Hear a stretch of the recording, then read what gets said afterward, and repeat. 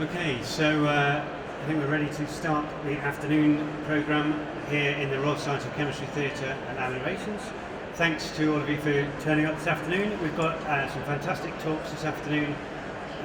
Later on we'll be hearing a little bit about RAS or drug design for infectious diseases and some chromatography training sessions from Anthos Consulting. But first we've got Stuart Coles from the University of Warwick. And in our sort of theme of polymers this afternoon, he's going to be talking to us a little bit about avoiding the fatberg and turning waste oil into useful stuff. Thank you very much. So, my name's Stuart Coles. I'm from the University of Warwick, just down the road. If you're not too familiar where Warwick is, because often it's a little place and nobody knows where the University of Warwick is. There's a map here of the UK. You can see here we've got Birmingham as well. And the University of Warwick isn't actually in Warwick, it's in Coventry. It's a little known fact that we often like to hide from people, that we don't tell them that we're actually in Coventry. But we're based very local to here, just 20 minutes down the road. And what I'm going to talk to you about is some of the work that we've done over the past 3-4 years, looking at trying to solve some of the problems that we have with sustainable materials. And it kind of comes from the sort of the ethos that we have as a research group. The whole idea that we work on is developing sustainable materials and manufacturing processes. It's not just about the use of natural materials, it's about developing the process that goes along with it as well, to make sure that we're trying to be as green and environmentally friendly as we possibly can. And we've worked in lots of industries. We've done things with batteries, we've done things with wastewater treatment, we do life cycle assessment, which is why I found the previous talk fascinating about big data and collection. And there's a whole range of things that we kind of look at. But this talk is really about polymers and composites and where we're going to sort of help solve a problem.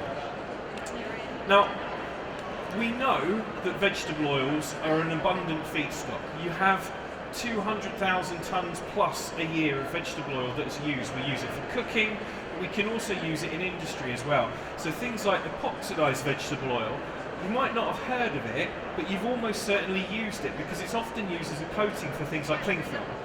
So it's a really big, well-used industrial chemical that sits in our toolkit. And it's a renewable feedstock. But it's obviously, technically it's a food source, and we do have some thoughts about whether we should be using food source materials to make our materials, to make our fuels. So maybe we want to avoid using the raw material and find a different solution instead.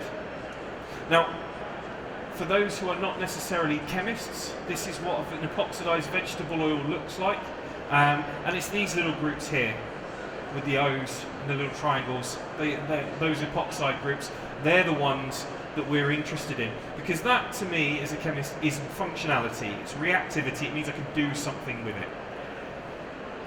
And there's lots of people that have looked at using some of these resins, and they're quite prominent in the automotive industry. You can find these sorts of polymers, and they're trying to put more bio-based content in there, but it's often quite difficult because they're not necessarily compatible, and we'll see why later on. But we have that insecurity in the food chain. We don't want to rely on it, so we want to find ways that we can avoid using it and go down a more sustainable and more affordable source. So where can we find waste vegetable oil? Well, unfortunately, the problem is underneath us, because you find waste vegetable oil in the sewer system. And that's why we come to the title of the talk of avoiding the fatberg. 70% of all blockages in sewers are caused by these things called fatbergs, which is effectively congealed fat and oils and greases that kind of exist in the sewers that come from our kitchens, restaurants and everywhere else. And you'll find that they solidify.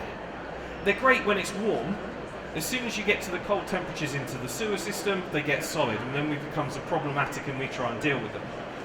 This picture here, taken from Southwest Water, that's a 64-metre long fatberg that we found in Devon. So there's a huge amount of material there. There's an even bigger one that was called #fatberg, and it was the length of 2 football pitches, weighing 130 tonnes that was found in London. Now that required nearly a week's worth of engineering to kind of dig it up, get down, fix the sewer system, go and block it, costs hundreds of thousands of pounds, disruption to infrastructure. It's a real problem. So we want to solve this.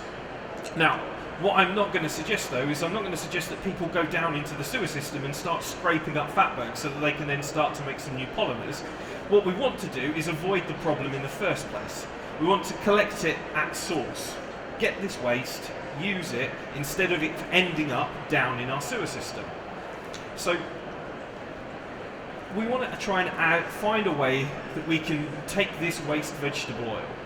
So it's a non-edible. You can't, once it's waste vegetable oil, you can't eat it. And what we often do in terms of disposal right now is it goes down the gutter, it goes into the drains or the sewers. Some more responsible people who will dispose of it will collect the oil, they'll turn it into biodiesel. So you'll see trucks that collect vegetable oil and turn them into these sorts of things. That's okay for now, but we are aware that diesel is burning carbon emissions and that people are moving away from them, so there's perhaps less of a market for diesel in the long term, and we still need to find another source to try and deal with it. So we look to go and do something else. But if we've got an abundant source that's helpful for the environment, maybe it tackles some societal problems in terms of incorrect disposal, and we've got something that's cheaper and reduces effluent cost and reduces infrastructure disruption, then that means that potentially we've got a sustainable source. So we've got a material that we can start working with that really does something. But there are some challenges with using waste vegetable oil as a material. Now, if you think about what happens when you fry your chips or anything in your waste vegetable oil, there's actually quite a lot of chemistry that's going on in there at that particular time. And there's a lot of things that happen. Now, we've got some kind of degradation. You start to burn, so the polymer, it starts to get oxidized. We might form slight other type of chemicals. We might get hydrolysis. There's a lot of range of things that could happen in that system. And what it does, it reduces the degree of functionality. So those O's, those epoxide groups that I showed you, we lose those. And that means that it causes us problems for when we want to think about how we develop a material. And so we have a variety of different species that exist.